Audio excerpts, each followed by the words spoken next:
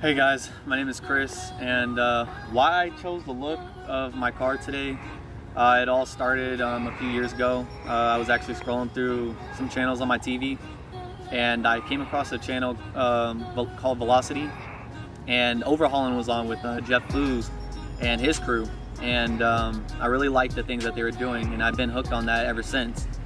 Now, I had always thought, what would I do to my first car if I ever had one? So I began scrolling through the Google images, and I came across a purple Lamborghini Aventador with Tron style stripes. And I thought, how cool would that be to do that to a car of my own? So I began looking on YouTube, and I came across a channel that many of you know as TJ Hunt. Now, he had done it to his friend Calvin Cabling's BRZ, and thus Tron Civic was born.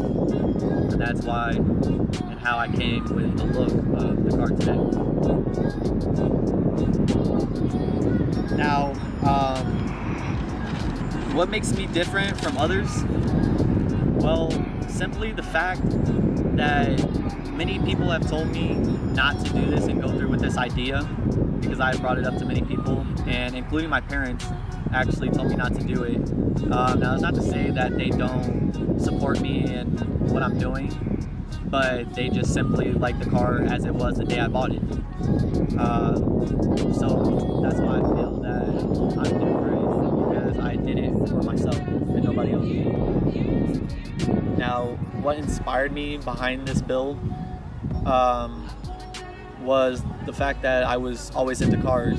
You know, whether I saw it flying by on the freeway or it was simply just parked at a grocery store, if it was modified, it caught my attention right away. And I had always thought about buying my first car, and you know, I had eat, sleep, and dream about having my own car and being able to modify it and having my own modified beast. But that dream was suddenly put to a halt when I had became homeless, and I didn't have a job and I didn't have any money, and things were really rough for me during that time with my family and all. So I spent the next few months or so trying to figure out what I was going to do to get back up on my feet. And with nobody by my side except my family and my girlfriend, I didn't really have much support, but they made it worth it for me. Now, through everything, I can say that they're very loving and supporting, and especially to my girlfriend at the time. I really just want to say thank you to her. Without her and my family, none of this would have been possible. And that's something that I really appreciate. And it's not